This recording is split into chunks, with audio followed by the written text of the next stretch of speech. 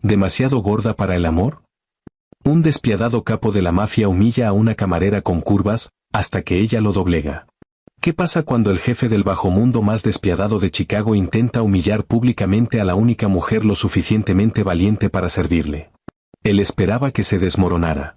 En cambio, la mesera de restaurante de 260 libras hizo que el asesino a sangre fría cayera de rodillas. Esta es una historia de curvas, crueldad y venganza implacable. El aire dentro de Giovanni's Prime siempre olía a ajo asado, puros caros, ciertas noches de martes, a miedo puro. Clara Jenkins era agudamente consciente del cambio en la atmósfera del salón antes incluso de dar la vuelta desde la máquina de espresso. El suave murmullo de los clientes adinerados se apagó, reemplazado por el tintineo de la cubertería sobre la porcelana y los nerviosos carraspeos de gargantas. Clara no necesitaba mirar para saber quién acababa de cruzar las puertas dobles de latón. Era Dominique Russo.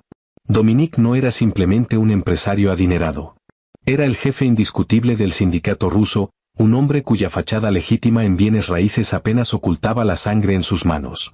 Se movía como un depredador, silencioso, sereno y aterradoramente arrogante. Flanqueado por sus dos hombres de mano, un gigante estoico llamado Víctor y un joven nervioso llamado Leo, Dominique reclamó su cabina habitual del rincón, la que tenía la espalda contra la pared y una visión despejada de cada salida. Clara, son tus clientes. Pollito, el gerente del restaurante, calvo y crónicamente sudoroso, la agarró del grueso antebrazo con los dedos temblorosos. No lo mires a los ojos. Solo toma el pedido, asiente, y vuelve aquí. ¿Entendido? Clara se limpió las manos en el delantal. Tenía 26 años, medía 5 pies 7 pulgadas y cargaba 260 libras en un cuerpo que no se disculpaba por ello. Las cuerdas del delantal se clavaban en la curva profunda de su cintura y sus muslos gruesos rozaban bajo la falda negra del uniforme. Sabía exactamente cómo la veía el mundo, invisible hasta que estorbaba. Un remate de chiste para hombres crueles. Pero Clara había pasado toda su vida construyendo una armadura más gruesa que su propia carne. Relájate, pollito, dijo Clara, con una voz grave y calmada. Ese hombre se pone los pantalones de una pierna a la vez igual que todos los demás. Solo que él mata gente con los suyos puestos.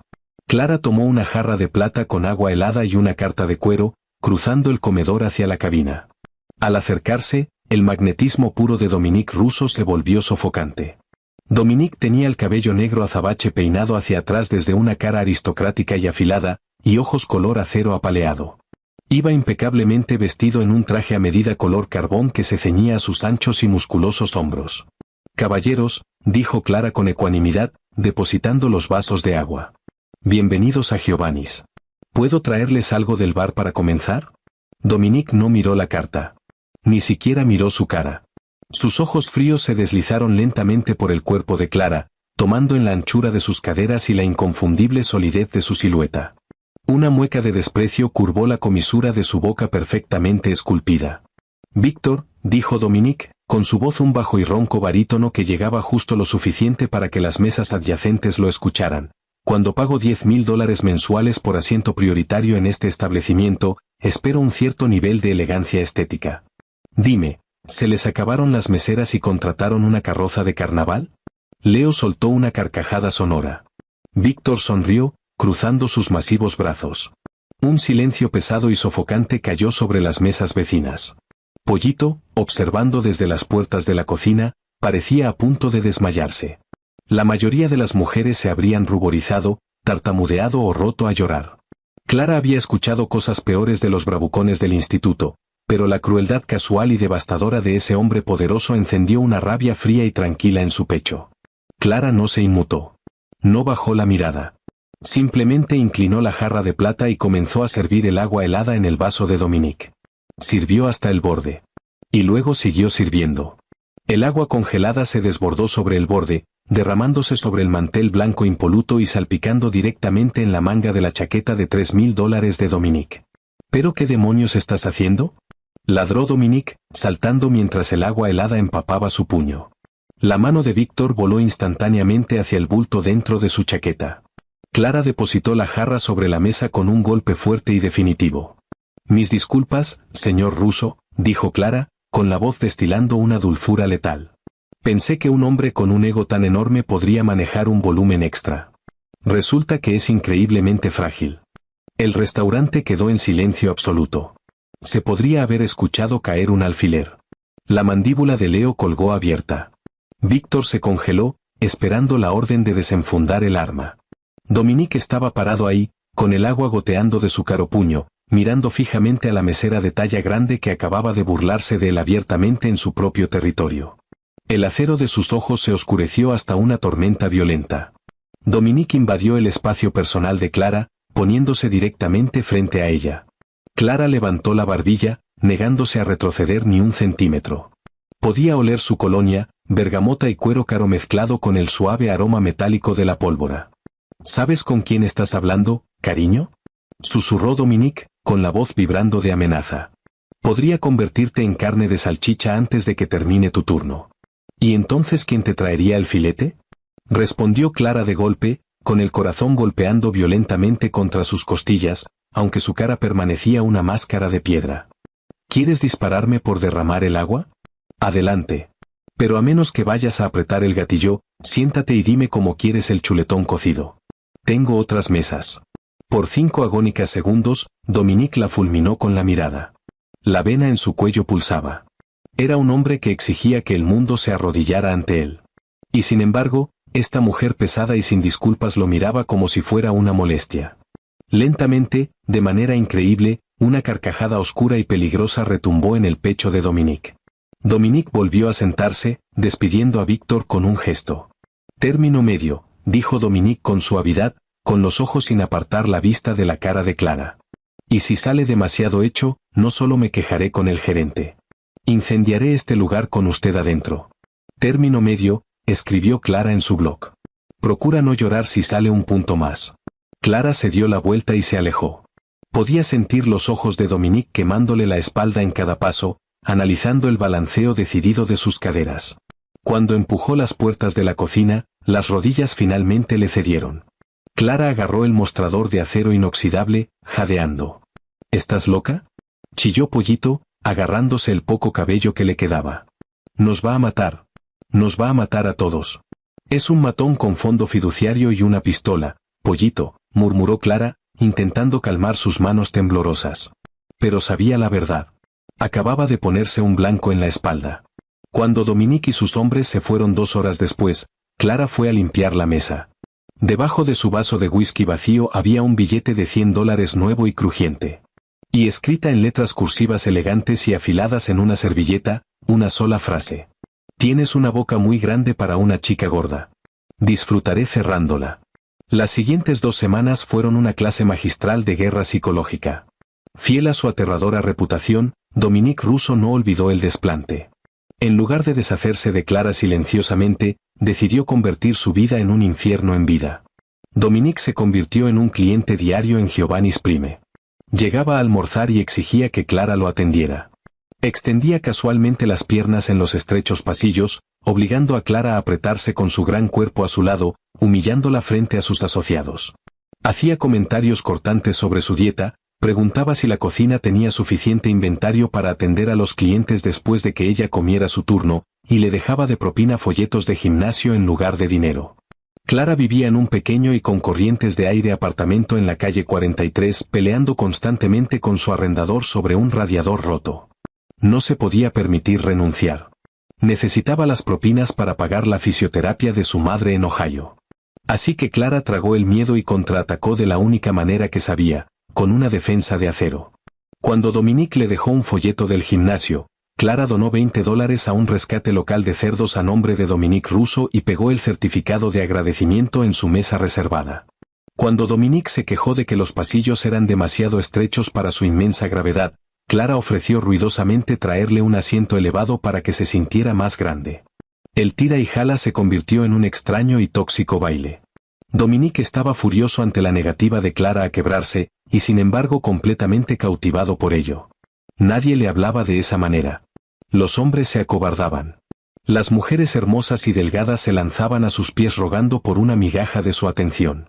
Clara, con sus brazos gruesos, su vientre ancho y su lengua afilada, lo miraba con nada más que desprecio puro.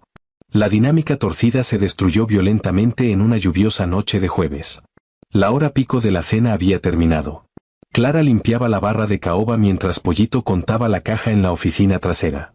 La puerta principal se abrió de golpe. No era Dominic. Eran los hermanos O'Connor. Liam y Shaun O'Connor eran cobradores de deudas para Declan Gallagher, el brutal jefe de la mafia irlandesa operando desde el lado sur. Eran hombres corpulentos y feos con nudillos marcados de cicatrices y reputación de romper fémures antes de hacer preguntas. ¿Dónde está Pollito?, ladró Liam, dejando rastros de barro en la alfombra con sus botas. Clara sintió de inmediato que el frío del miedo se le asentaba en el estómago. Se fue por la noche. Estamos cerrados. Tienen que irse. Shaun se acercó a la barra, con los ojos recorriendo el cuerpo de Clara con un desprecio descarado. Cállate, chuleta de cerdo. Sabemos que está atrás. Gallagher quiere su dinero de protección. Giovannis lleva 3 semanas de retraso. Clara apretó el trapo húmedo en su mano. No sabía que Pollito le estaba pagando a la mafia irlandesa. Ese era territorio estrictamente ruso. Si Gallagher estaba moviéndose hacia el West Loop, se estaba gestando una guerra de territorios. Dije que estamos cerrados, repitió Clara, saliendo de detrás de la barra para bloquear el pasillo que llevaba a la oficina. Liam soltó una carcajada, un sonido áspero y rasposo. Miren el tamaño de esta. Se cree que es un portero. Liam dio un paso al frente y empujó a Clara con fuerza en el pecho. Clara tropezó hacia atrás, su pesado cuerpo chocando violentamente con un mueble de servicio.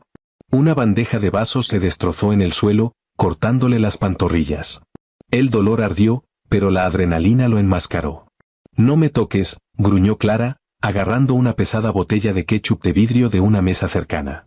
Shaun siseó, sacando un cuchillo de caza dentado de su cinturón y lanzándose hacia ella. Antes de que Shaun pudiera cruzar la distancia, la puerta principal se destrozó hacia adentro con una violencia brutal. Dominic Russo estaba parado en el umbral. Su abrigo color carbón estaba empapado de lluvia. Su cara era una aterradora máscara de rabia depredadora. Víctor y Leo estaban justo detrás de él, con las armas ya desenfundadas. «Suelta el cuchillo, Shaun», ordenó Dominic. Su voz no era fuerte, pero cortó el salón como una cuchilla física. Los hermanos O'Connor se congelaron. Reconocían al depredador Apex de Chicago. «Russo», tartamudeó Liam, levantando las manos. «Esto no es asunto tuyo. Gallagher reclama este local ahora. Pollito nos debe». «Gallagher no reclama ni la mugre de mis zapatos», dijo Dominic con suavidad, entrando al comedor. Dominic no miró a Clara, pero su aura era sofocantemente protectora.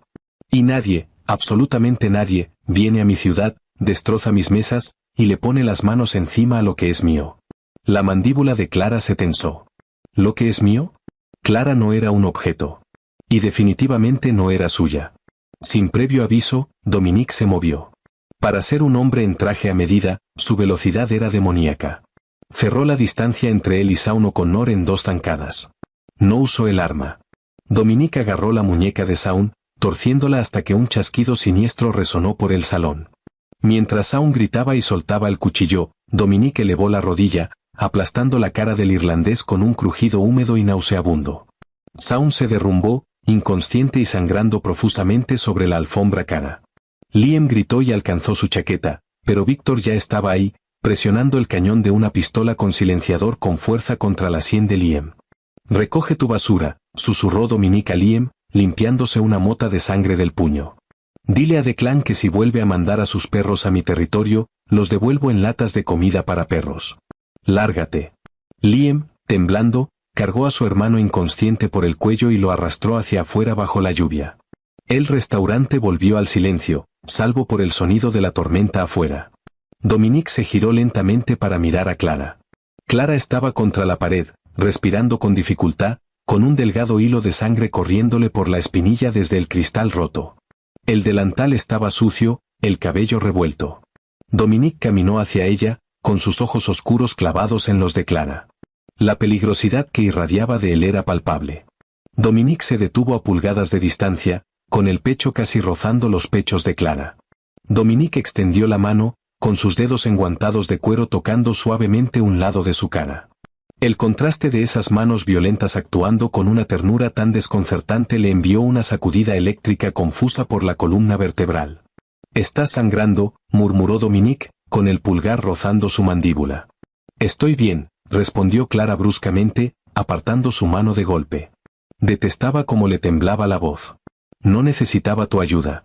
Los ojos de Dominique se oscurecieron, la ternura se evaporó al instante, reemplazada por la arrogancia inconfundible que lo caracterizaba. Dominique se inclinó hasta que sus labios quedaron a 1 centímetro de su oído. Estabas a punto de ser destripada por basura irlandesa, Clara, susurró, con la voz una amenaza de terciopelo oscuro. Acabo de salvarte la vida. La mayoría de las mujeres estarían en el suelo besándome los zapatos ahora mismo. Dominique se apartó, mirando hacia abajo a Clara con esa familiar superioridad burlona. Vamos. Arrodíllate. Agradéceme como se debe. Clara lo miró fijamente. Probó el cobre en su boca donde se había mordido el labio durante la caída. Miró a ese hombre hermoso y aterrador que creía poder comprar su dignidad con miedo. Clara escupió una pequeña gota de sangre directamente sobre su pulido zapato italiano de cuero. Vete al infierno, Dominique, dijo Clara, con la voz firme como una roca. Yo no me arrodillo ante hombres que tienen que comprar su respeto. Dominique miró la sangre en su zapato y luego lentamente volvió la vista hacia su cara. El silencio se extendió hasta sentirse como un alambre de piano tenso al límite. Dominique no la golpeó. No gritó. En cambio, un músculo se tensó en su mandíbula, y un hambre profunda y peligrosa brilló en las profundidades de sus fríos ojos color acero. Dominique retrocedió un paso, mirándola como si la viera por primera vez en su vida. Ya veremos, prometió con suavidad, girándose y saliendo bajo la lluvia.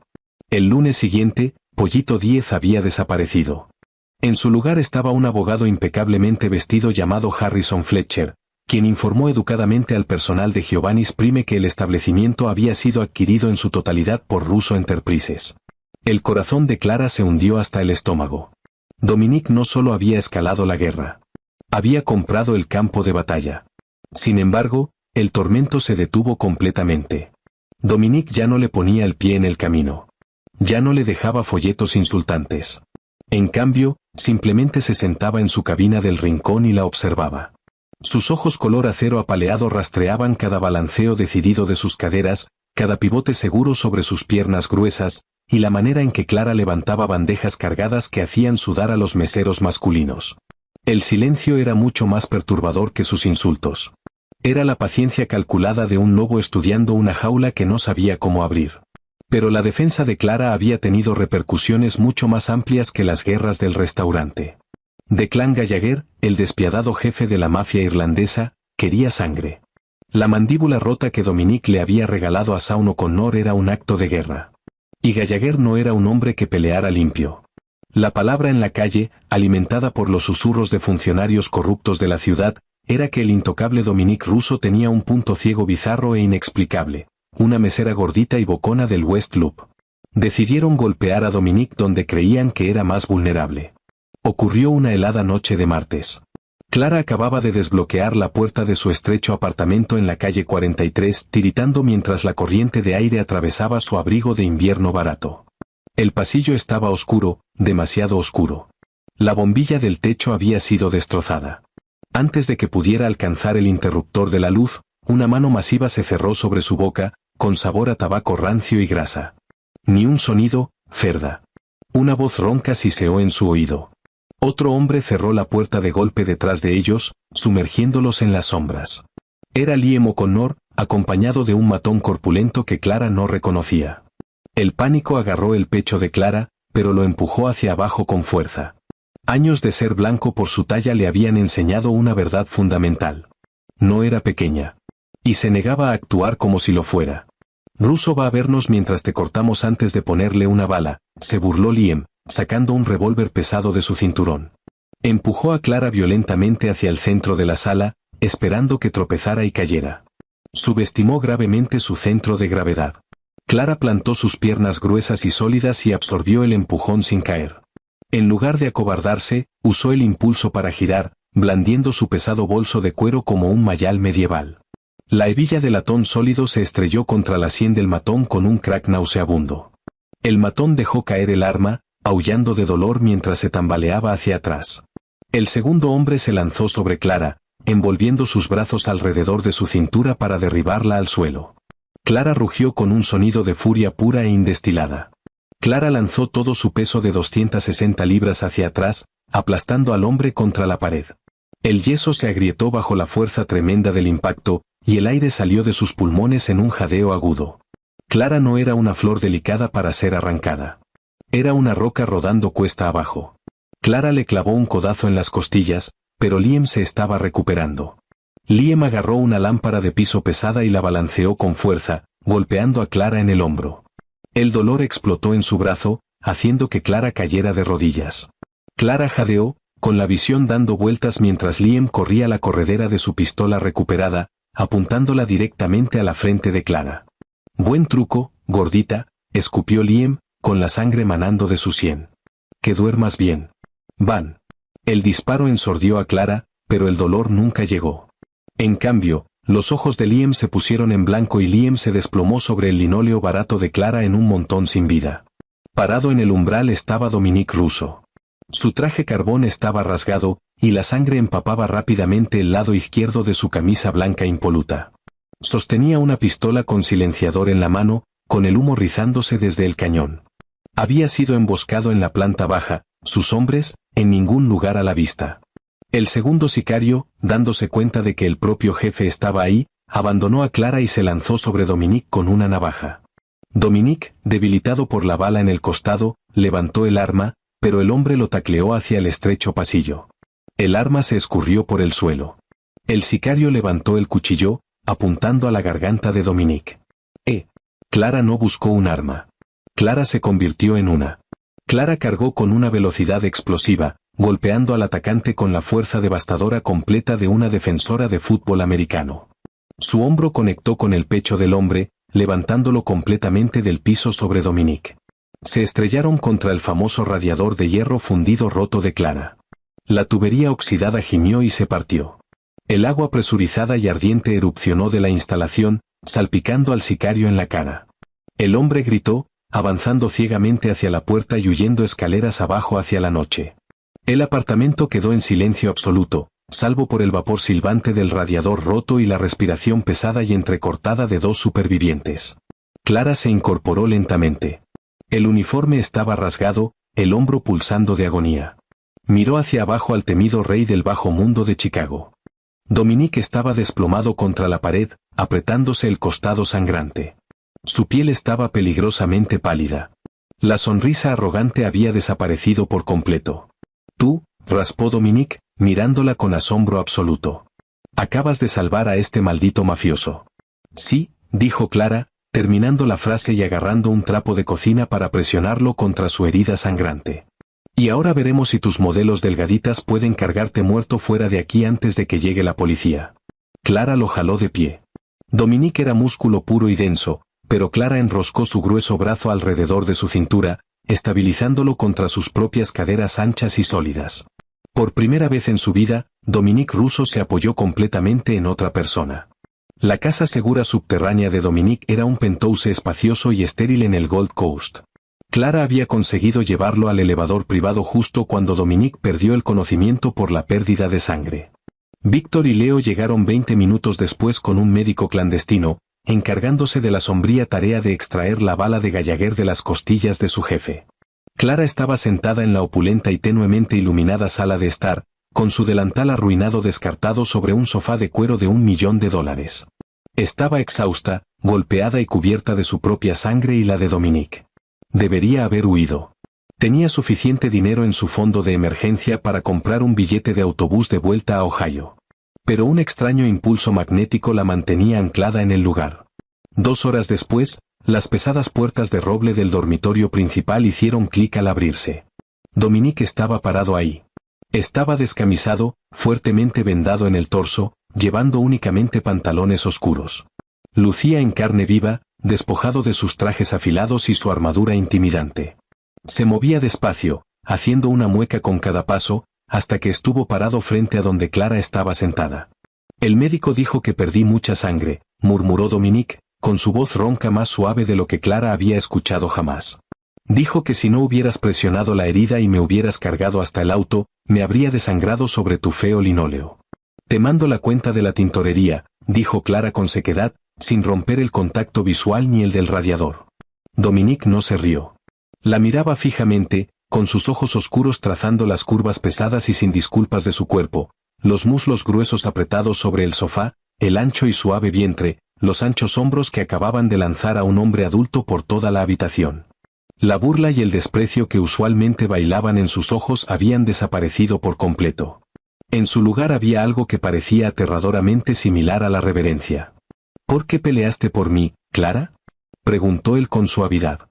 No he sido nada más que un monstruo contigo. Te insulté. Te humillé.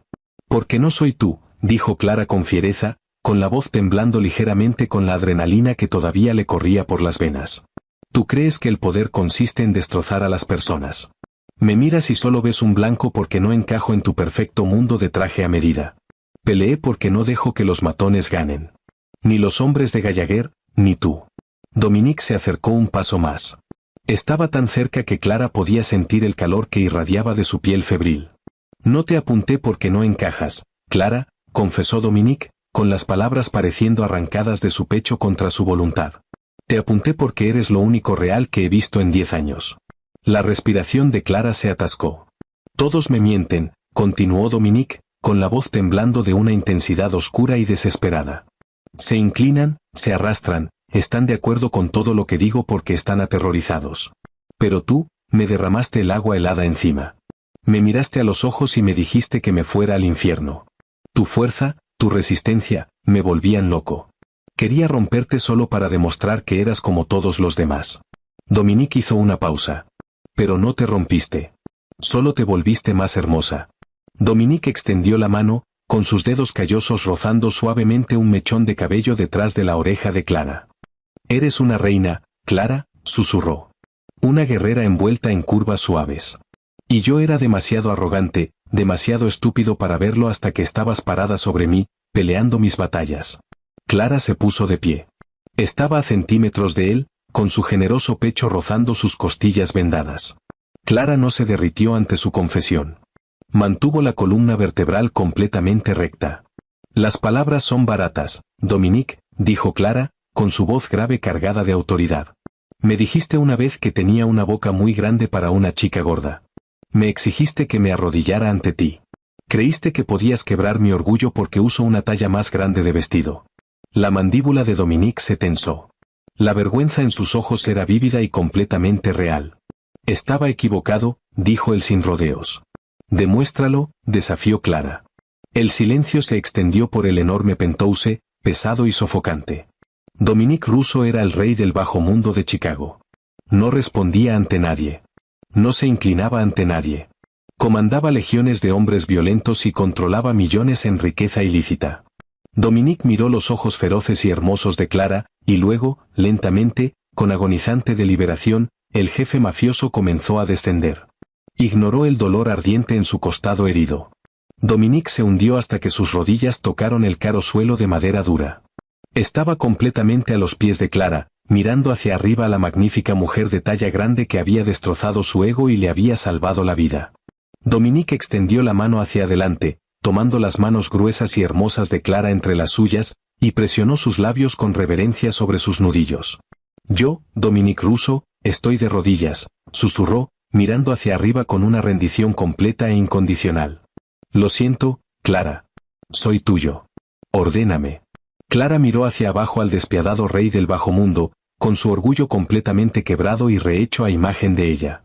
Una sonrisa lenta y victoriosa se extendió por los labios de Clara. Clara soltó suavemente su mano, inclinándose hacia abajo para sostener su mejilla. Buen chico, murmuró Clara. Ahora levántate. Tenemos una mafia irlandesa que desmantelar.